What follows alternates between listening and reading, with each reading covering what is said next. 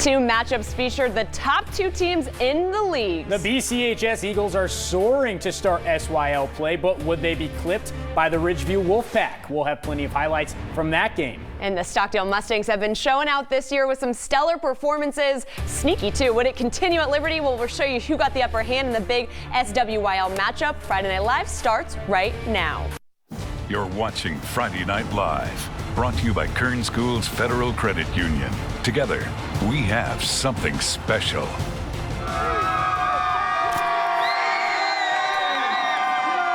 The Wolfpack, loud and proud and in the pink tonight. Yeah. Think pink game. Love to see that pink Love out there them still. representing. Yes, well, welcome into Friday Night Live. I'm Carrie Osep alongside Matt Lively. Week 9 was looking fine with some big league matchups on the line. I'm sorry about that. I'm sorry about that. Take it back. Well, in the South Yosemite League, Bakersfield Christian has reigned supreme since they switched from the SSL. He just can't rhyme like I can. But tonight, the Ridgeview Wolfpack was hoping to change the course and get back to the top spot. Sorry about that, Matt. Game of the week, Bakersfield Christian at Ridgeview. We're going to start things off. Look at Coach Cornford. He's looking to make some history. Justin Henzo to Jaron Amos. This is an athlete play right here. But unfortunately, in high school, you can't do that. It's like Manny Wilkins. I know, it got called back, but it's still a great play. Made the highlights. Henzo gets the ball downfield. Anthony Ramirez finishes it off 7-0 Ridgeview. They take that lead.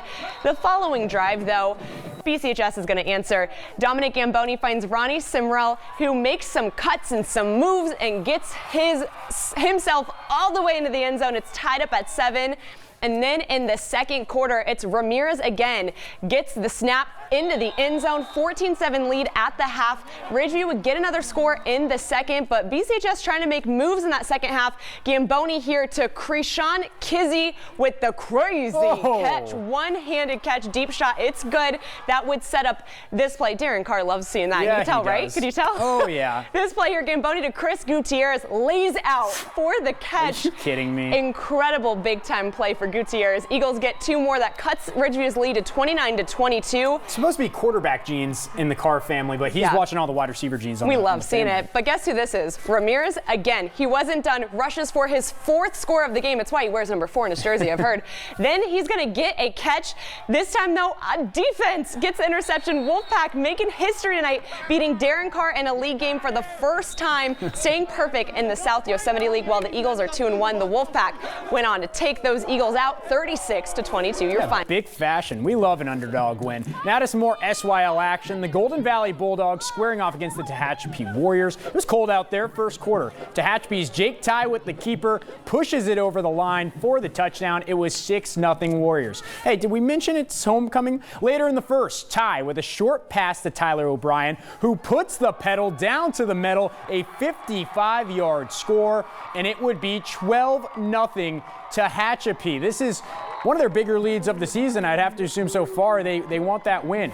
The Warriors get their first 28-6. Wow, we love to see that. Now moving on to West at Independence, the Falcons taking the lead against the Vikings with a touchdown. We're going to get to it. Derek Dunham getting his guys going. Here's the pass from this is defense first. We're getting some defense. I'm getting way ahead of myself because I want to see touchdowns, too excited. Matt. You're too excited. Here it is, Isaiah Jones. He sneaks on out. He finds his big guy, Zarek Williams. That's a big target. He's wide open. The Vikings try to keep close, but the Falcons get a 3rd win of the seasons, pulling off another close one, 14-13, your final. It's just a reminder that we got to show defense some love too. Yes, and there's going to be some defensive love later in the show. I can promise you that. We love defense, right? We love defense, offense, special teams. We got all you guys. Well, we're moving on to the vaunted Southwest Yosemite League. The Mustangs have been quite the surprise this year, but they were facing a tough challenge tonight. Yeah, that's right. The Black Hole invaded Liberty High School as the Mustangs took on the Patriots. We start in the second quarter. Patriots already up 7-0. Quarterback Hayden Mann decides to keep it himself, takes it 20 yards for the first score. Liberty was in control. They want to show their student section off too, and they would continue to dominate. Patriots now up 17 on the slant. Mann finding Ramon Henderson over the middle. He scores, and the Mustangs just could not get anything going on offense, as you can see here. At the end of the half, check this out. Hayden Mann fighting his man Henderson yet again with this bomb, dropping it in the hands. They'd go into halftime 31-0. The Patriots tame the Mustangs. Final score 38-13. Liberty staying on top there of the SWIL. Well, moving on, the Drillers taking on Frontier Titans. Drillers looking to continue the momentum from their win last week in league. Drillers Ricky Easterwood Jr. passes to Isaac Jernigan as he just trots on into the end zone. It's 7-0. Things looking easy. He was relaxed. The cheerleaders pumped up to see that kind of easy play, right? Yeah. Well, Easterwood here again. This time things a little bit difficult. Deep pass to this guy for the touchdown. It is 14-0. The end of the first quarter. That looks like Wesley Wilson, or excuse me, that's not Wesley Wilson, but the Drillers rolled past the Titans 34-20 the final. The Centennial Golden Hawks playing host to the Garces Rams.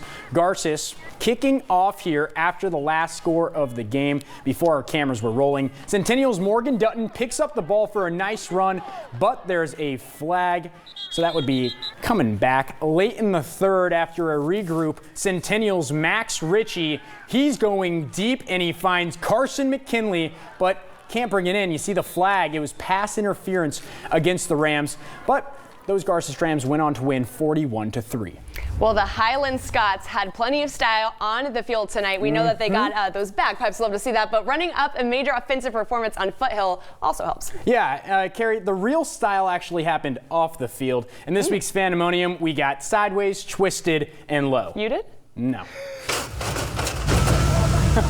Look at these low-riding cars. They paraded them out there at halftime right before the homecoming presentation. Carrie, look at that up. I don't even know how that works, but I love seeing it. Yeah, Those hydraulics. I was just trying to get shots of it and then would get scared as the car would move and jolt towards me. And this was awesome. I think this has got to be our most unique Fandemonium yet. You don't see this every night at a high school game. No, you don't. And if they want to share those cars, we'll take it for a spin. I do not. I think I would break that car and I don't want to touch it. So we won't. We'll stick to the highlights, right? Yeah. Well, we got plenty more games coming your way, so make sure to tune in as those Scots taking on the Foothill Trojans and the Blades heading to North take on the Stars. Stick with us for more big moments and more car shots? I don't know. Probably not, but maybe.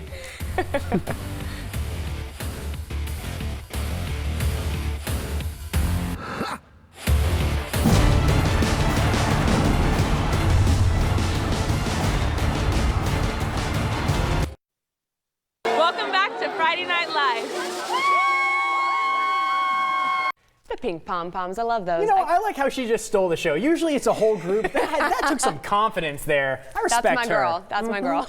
Welcome back. The Blades have been looking sharp to start Southeast Yosemite League play, while the North Stars have a new guy at the helm. Today was the first game for the Stars since Richie Bolin was named the interim head coach after Norm Brown just randomly stepped down earlier in the week. Yeah, so could the Stars top the Blades with this new transition? Well, let's take a look. That new head coach on the sideline, Richie Bolin, the Stars up big at half. The Blades fight back, though. Nathan Martinez takes the handoff and takes it right up the gut. It was a 28-20 game from there. Then this insane interception from Jackson Phillips takes the ball away from the Stars, who were driving a few stalled drives to the Blades weren't done. Michael Rodriguez comes down with this one in the corner of the end zone. They'd send it to OT, but ultimately the North Stars get the win 35-34 in overtime with Bolin in his first game. Pretty cool. Huge first win. Now to the Scots taking on the Trojans. Let's go ahead and do some simple math. Here's the Scots' first score, a handoff from A.J. Cleveland to Dizzy Brown. That's one. Next, Scots drive. Nick Salas takes a jet sweep and muscles his way, look how long this one takes to develop, into the end zone. If I'm counting right, that's two.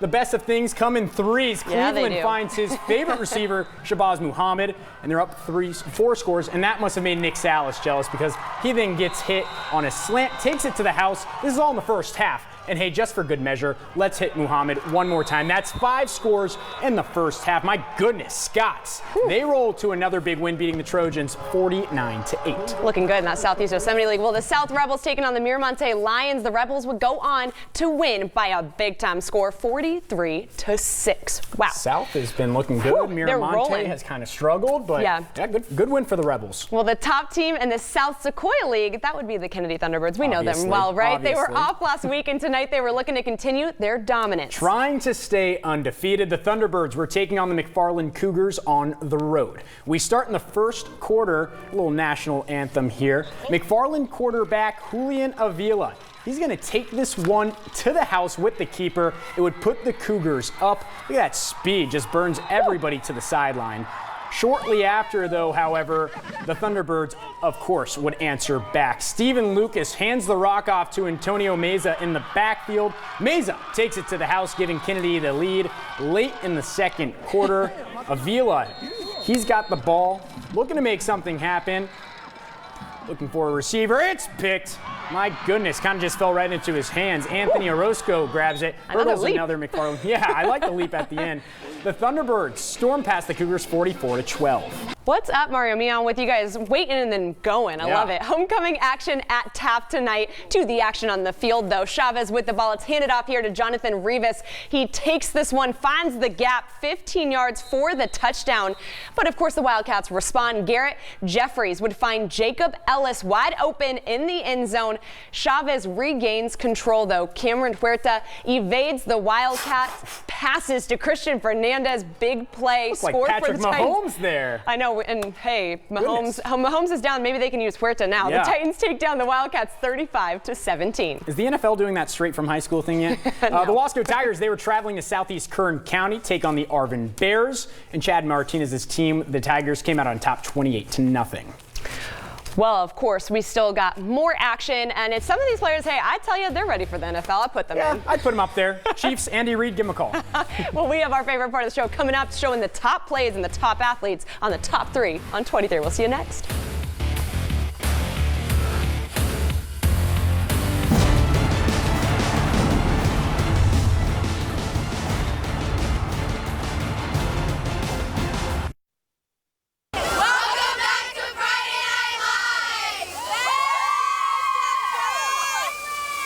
Love all the colors. Still a great effort. It was a whole group this time. I still got to give it to our girl before. I know. We got that ISO shot. Giving her a moment. That's bold. There was still plenty of local high school action in the area. And here are some of those scores from our other local teams. The Boron Bobcats took on the Kern Valley Bronx. And guess what, Matt? The Bronx went on to win 56-34. It's not midnight. They didn't need it. They didn't. All right. Meantime, the Delano Tigers hosting the Monache Marauders. Monache went on to win 35-21. Marauders, or I don't know what. Tomato. It's all the same. Well, it's all the same. Our favorite part of the show, we can say this one together, the top 3 on 23. Marauders, get an easier name. That's on them.